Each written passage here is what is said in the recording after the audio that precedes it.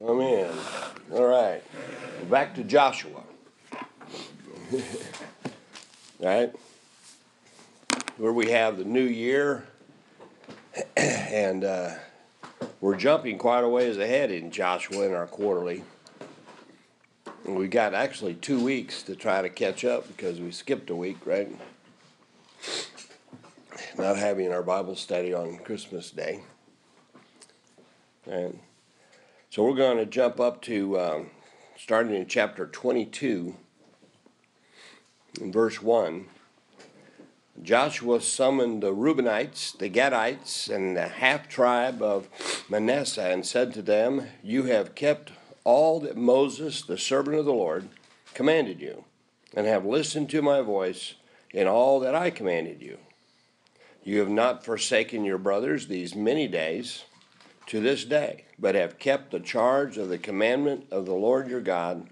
And now the Lord your God has given rest to your brothers." What does that mean, by the way? This is after they have conquered the bulk of the promised land.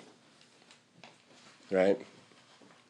So, you remember these 2.5 tribes decided they wanted to stay on the eastern side of the Jordan River, right? And Moses said, "You can do that, but you've got to come over and fight with your brothers until they've won. Then you can go back." And they did, wholeheartedly, right? And I don't know if it took a year or 2 years or however long. We don't know exactly how long they were there doing this, but it wasn't a day or two, right? And so they've done all of this, right? The Lord has given your brothers rest, and he has spoke to them. Therefore, turn now and go to your tents into the land of your possession, which Moses, the servant of the Lord, gave you beyond the Jordan. Now, was that a wise decision to choose land beyond the Jordan? Well, those tribes thought it was. If you look back in history, do we hear anything about them over there? What happened to them?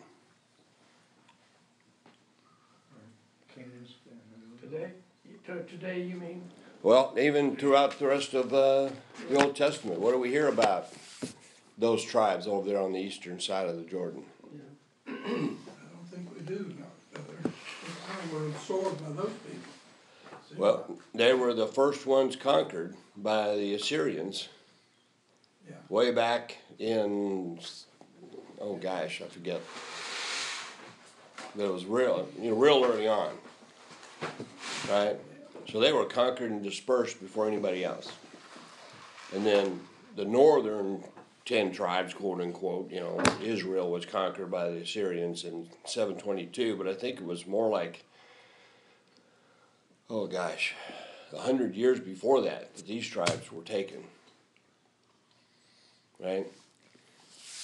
So I don't know that was the best decision on their part to say, we want to be over here. They saw that land, how nice it was. It was great for raising cattle and stuff, Man. But he says now, only be careful to observe the commandment of the Lord, the commandment and the law, which Moses, the servant of the Lord, commanded you, to love the Lord your God, to walk in all his ways, and to keep his commandments, and hold fast to them, and serve him with all your heart and with all your soul. What did Jesus say was the greatest commandment?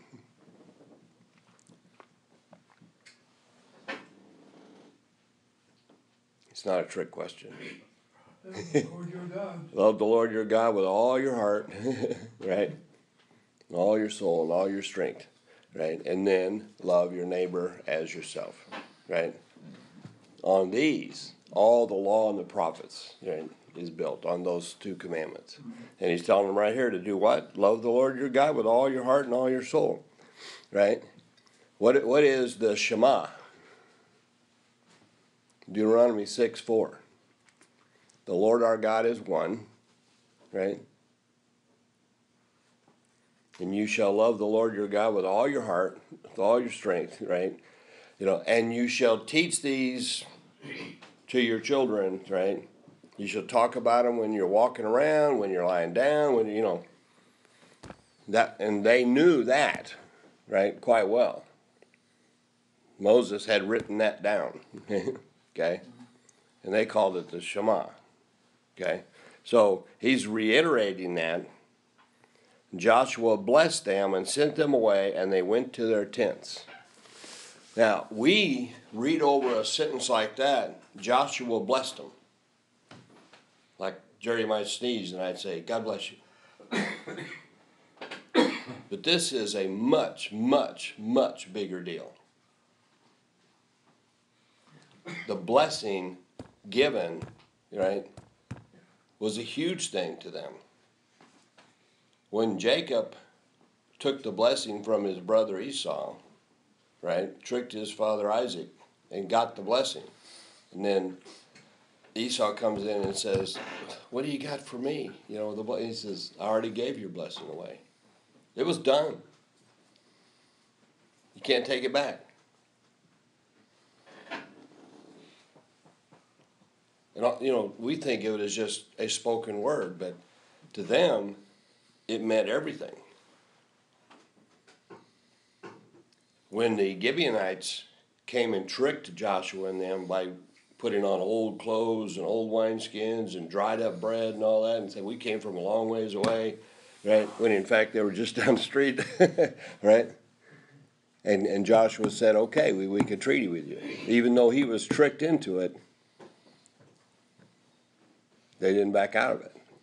Once you've done it, you've done it. When you give your word, right? They made a covenant, right? And this blessing, see, this is huge. How did God create the heavens and the earth? Spoke it with his word, right? We are made in the image of God, and that's the way they see this. Our words have creative powers. And when you give the blessing, you're providing that creative power, on that word that you just did.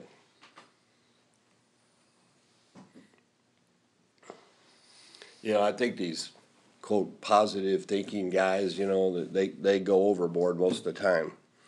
But on the other hand, there is something to the process of speaking and acting positively, and having better results.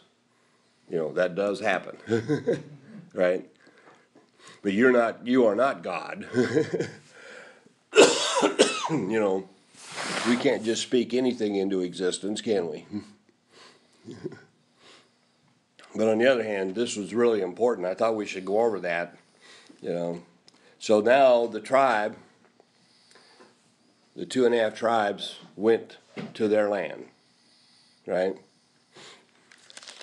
But then Joshua, let's jump over to chapter 24, right? In verse 1, he says, Joshua gathered all the tribes of Israel to Shechem. Joshua was now an old man, okay? And called for the elders of Israel and their heads and their judges and their officers, and they presented themselves before God. Right? They didn't come before Joshua. Joshua called them together to present themselves before God. And Joshua said to all the people, thus says the Lord, the God of Israel. From ancient times your fathers lived beyond the river, right? Namely, Terah, the father of Abraham, and the father of Nahor, and they served other gods. When he says beyond the river, see, he's talking about which river? Well, either the Tigris or the Euphrates. Euphrates, basically. Yeah, right, exactly. Remember, Abram came from the land of Ur, right? Which is basically Babylon area, right? These are where the Chaldeans were, okay? He says, Then I took your father Abraham from beyond the river and led him through all the land of Canaan and multiplied his descendants and gave him Isaac. And to Isaac I gave Jacob and Esau. And to Esau I gave Mount Seir to possess it, but Jacob and his sons went down to Egypt. Right? So he's giving them a little history lesson. Nothing they don't already know, but he's just setting the stage. Giving them what's happened in the past. I brought your fathers out of Egypt in verse 6 and came to the sea, and Egypt pursued your fathers with chariots and horsemen to the Red Sea. But when they cried out to the Lord, he put darkness between you and the Egyptians and brought the sea up upon them and covered them. And your own eyes saw what I did in Egypt, and you lived in the wilderness for a long time. Why did they live in the wilderness for a long time? Well, because they didn't want to. They disobeyed. Yeah, lack of faith. They said, "Oh, those people too big." They just saw the entire Egyptian army, the strongest army on planet Earth, get wiped out, right? And now all of a sudden they're like, "Oh, we certainly can't tackle those people." Yeah. God wasn't asking them to do it, was he? He said, "I'm going to do it." And they said, "Oh, no, we can't do that." Like the old saying, you could take the Israelites out of Egypt. You just couldn't get Egypt out of the Israelites. So they all died. How many of the entire group that left Egypt over the age of 20 entered the promised land?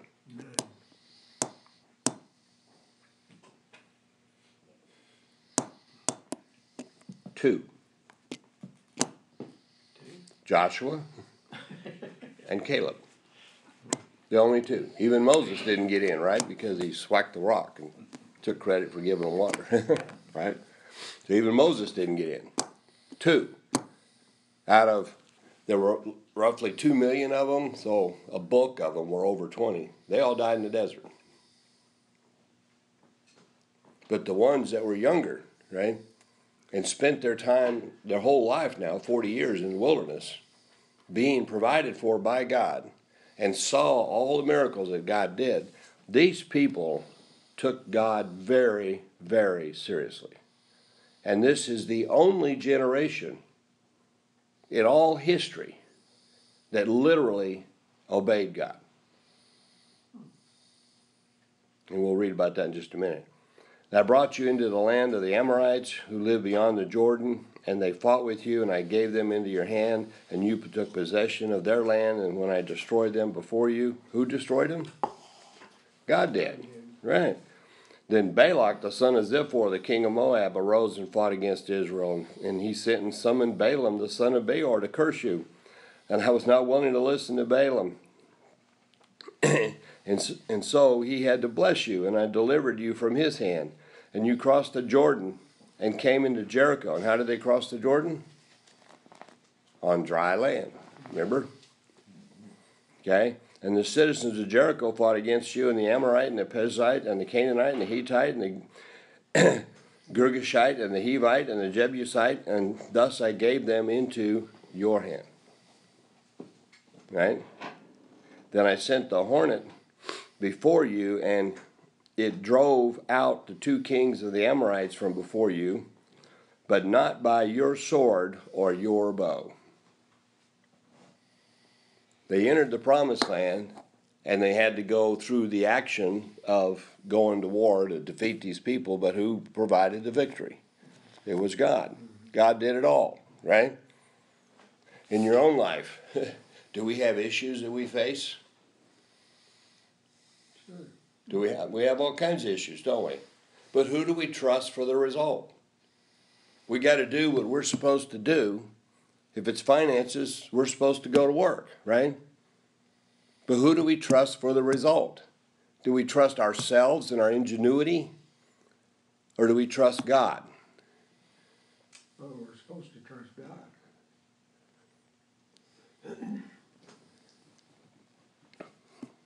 Exactly, I tell people when I'm doing stuff that in my work, right? When you're witnessing for Christ, what's your job? Tell them Jesus loves them, right? What happens next? That's between them and God, right? That doesn't have anything to do with you. You can't save anybody, right? You could die on a cross, you couldn't save anybody, right? The results are God's. The same thing is true in your work and the other things you do. You know, pastors, right? You do the best you can and trust God for the results. Yeah. Right? Well, the same thing's true. I mean, if you're selling, I'm selling these videos, right? Basically. Well, I do what I'm supposed to do, but then God's responsible for the results. I do the best I can with the talents that He's given me, right? But doesn't mean it's always going to work. You know, sometimes God has another plan. And if it doesn't work, then you got to back up. Like what happened when they went to fight with Ai, and they lost. Well, we'll just send 3,000 guys over there, and we'll take care of them, no problem at all. And they lost. And they've come to find out, I forget the name of the guy that had taken some gold idols and stuff and hid them. The Lord pointed them out. It was you. Excuse me. All right? Because there was sin in Israel. One guy. One family. And the Lord had him, the entire family killed. Not just him.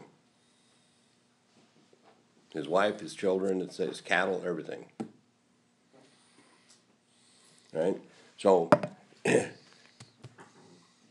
when we trust God to do what God does, we do what we're supposed to do as best as we can based on what we feel God's called us to do. But then, it's up to God. That's right. Right? So now if it doesn't work out, do we have to get all beat up about ourselves? You know, a lot of pastors do that, don't they? If they don't save a bunch of people, right, their church isn't growing, they get all upset, you know. If you're a preacher or a pastor or an evangelist, you can't save anybody. Right? I can't save anybody, you know. That's God's work. And it's pretty precarious situation to put yourself in God's place. Right? If you stop and think about it, you know, you're like, you're definitely setting yourself up for a fall, right? Well, the same thing's true in everything we do. Whatever we got going on in our life, right? Pray about it. Do what you feel like God's called you to do, and then God will take care of the rest. And it's all going to work out. What does Romans 8:28 tell us?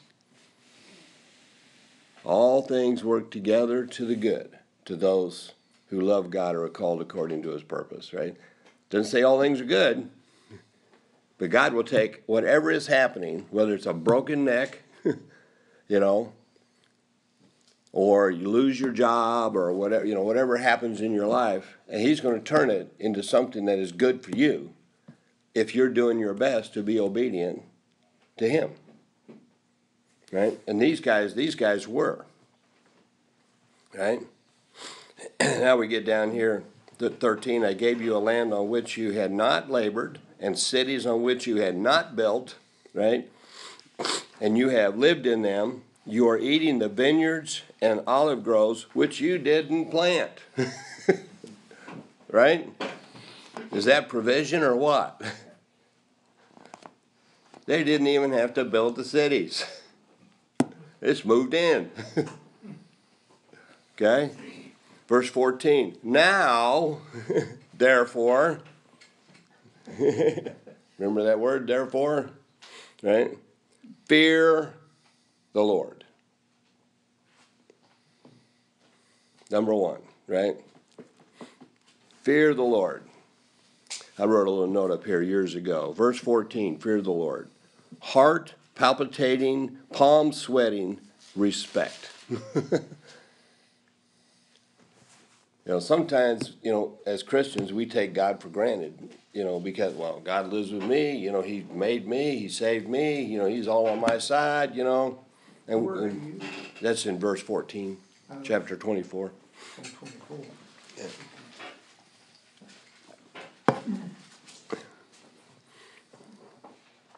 we need to always stop and remember who God is. And then when you stop and think of who God is and then what he's done for you, then we go back to our lesson in 1 Peter, How on earth can we not do everything we can for God after what he's done? But you got to start with this fear of the Lord, right? As I wrote up here, your heart palpitating, palms sweating, respect.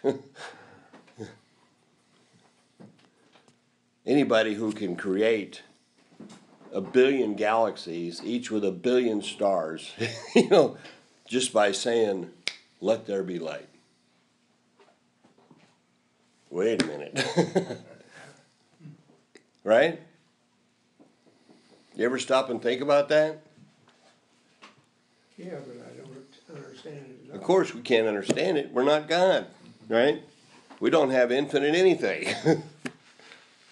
He's got infinite everything, But fear the Lord and serve him in sincerity and truth. The Israelites get in all kinds of trouble later for their half-hearted service, going through the motions, but their heart wasn't in it. Do we do that? Mm-hmm. Afraid we do.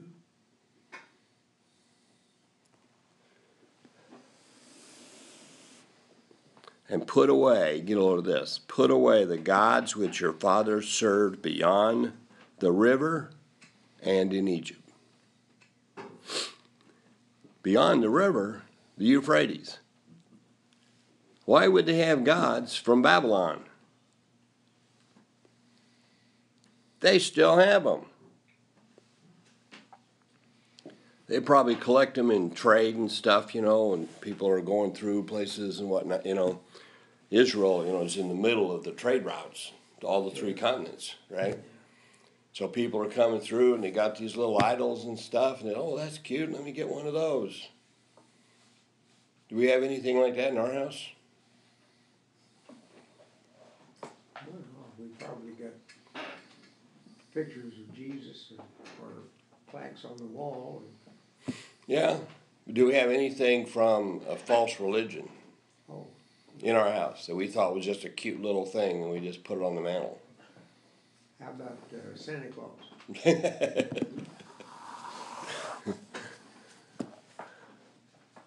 Not a good idea. Just the symbolism of it. What does it tell your children and grandchildren if you put something like that up on the mantle? Nothing positive. No, not at all, right? Okay? So he's put these away. It just amazes me that these people who are really devoted to serving God, when we read through the rest of Joshua, etc., these are the people that really served God. And they still had these goofy things. That amazes me, But it tells you something about our sin nature and how hard it is to fight, right? And if it is disagreeable in your sight to serve the Lord, choose for yourselves today whom you will serve, whether the gods of your fathers served which were beyond the river, or the gods of the Amorites in whose land you are now living. But as for me and my house, we will serve the Lord. That's probably the best verse in the Bible. One of them, isn't it? As for me and my house, we will serve the Lord. Yahweh. Right? And the people answered and said, far be it from us that we should forsake the Lord to serve other gods. This was, in the Hebrew, this is a very, very strong commitment. No way are we going to serve other gods. No way. He's like, no way, right? For the Lord our God is he who brought us and our fathers up out of the land of Egypt, from the house of bondage, who did these great things, in our sight, right? And preserved us through all the way which we went among the peoples through whose midst we pass. And the Lord drove out from before us all the peoples, even the Amorites who lived in the land. We also will serve the Lord, for he is our God.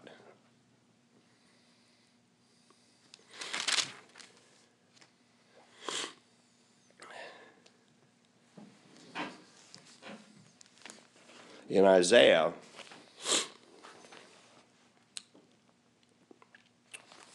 44,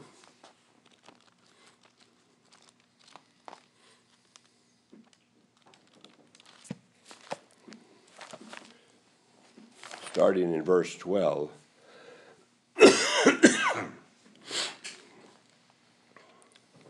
man shapes iron into a cutting tool and does his work over the coals, fashioning out with hammers and working it with his strong arm. He also gets hungry with his strength fails. He drinks no water and becomes weary. Another shapes wood.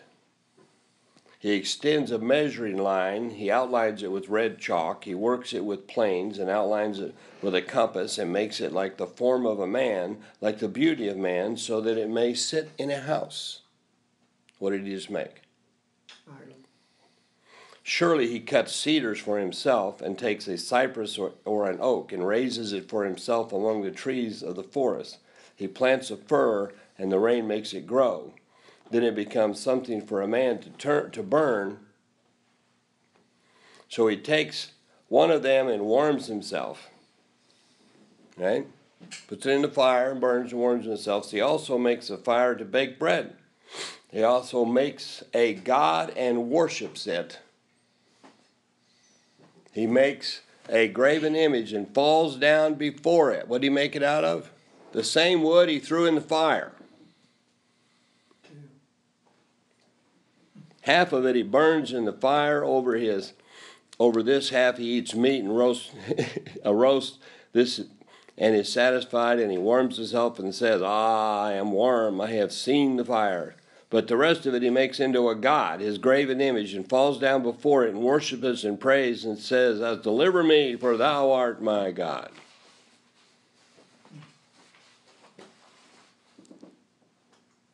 You got to be dumber than dirt. Right? It's just amazing how foolish we can be. Because all these false gods, where do they all come from? And these are the same people, remember, that made the calf. Yeah. That's why those people all died. Right? They didn't get it, you know. So now, jumping back here in verse 19, Joshua said to the people, after they said, we will serve God, he is our God, we will not do anything else. Joshua said, you will not be able to serve the Lord, for he is a holy God. He is a jealous God. He will not forgive your transgression or your sins. He challenged them, didn't he? They said, we're going to serve God. That's it. They said, yeah, right. Right? Isaiah 42:8, God says, I will not share my glory. You can't be half-hearted. You can't go through the motions and still have your heart over here wanting something else. God won't allow it. And Joshua's telling them, you think you can do this? He is a holy God. What does holy mean? Just in a generic sense. It means set apart, right? You know. So we talk about stuff being holy, it's set apart for God. If you talk about God being holy, we're talking about his uniqueness. He is the one and the only God, the creator. Like I said, you know, he who can speak things into existence out of nothing. Right? And he's a jealous God. He wants us 100% committed and obedient, right? He wants our heart. I was watching one of the things on PureFlex, and I can't remember which one it was, but the guy pointed out that God gave up everything to be with you.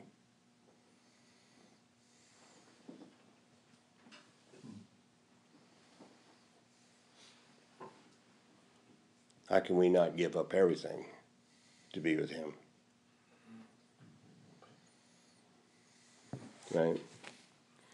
If you forsake the Lord and serve foreign gods, he will turn and do to you harm and consume you after he has done good to you. And the people said to Joshua, no, but we will serve the Lord. And Joshua said to the people, you are witnesses, right, against yourselves. You've committed, right? And now you are witnesses of this, right? That you have chosen for yourselves the Lord to serve him. And they said, we are witnesses. This is kind of a legal binding, they committed to serve God. This is it. Now therefore put away the foreign gods which are in your midst. Can you believe they had those things? And incline your hearts to the Lord, the God of Israel. I was wondering, why do they hang on to that stuff, Yeah. Well, it might have been silver, it might have been gold, it might have been pretty. Yeah, melt it down. Do something else with it. You can't keep it like it is, Get away, put it away, right? And the people said to Joshua, we will serve the Lord our God and we will obey his voice. Many times in Scripture you read somebody say, will you pray to the Lord your God, right? These people keep saying, this is the Lord our God, right?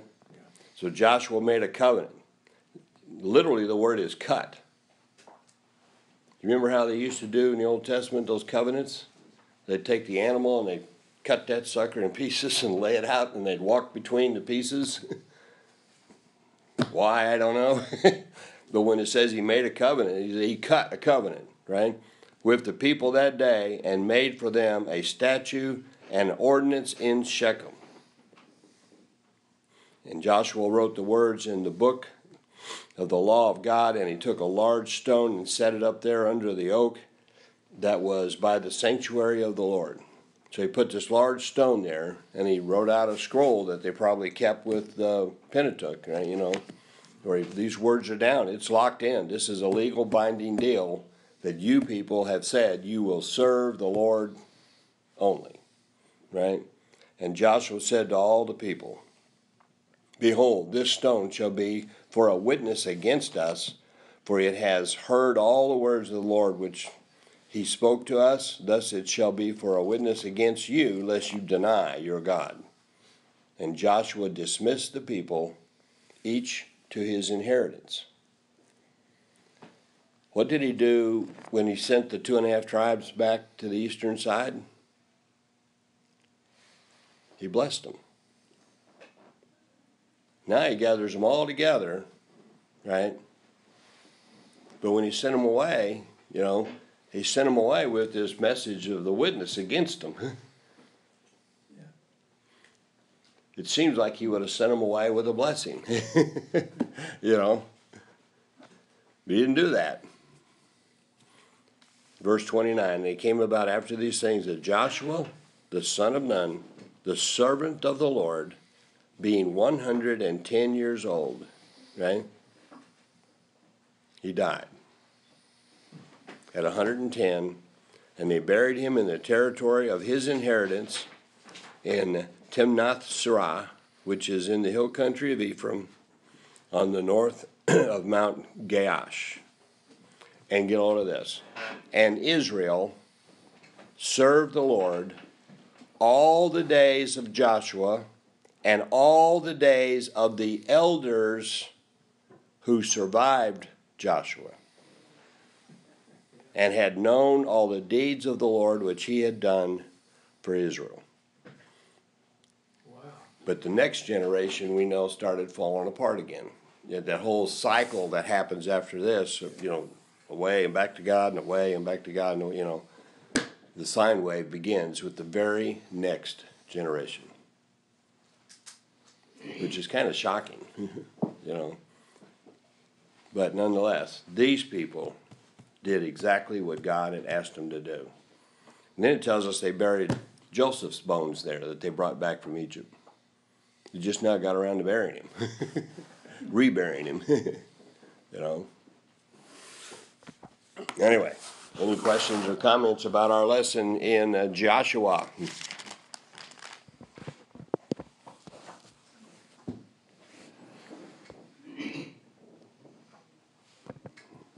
Okay.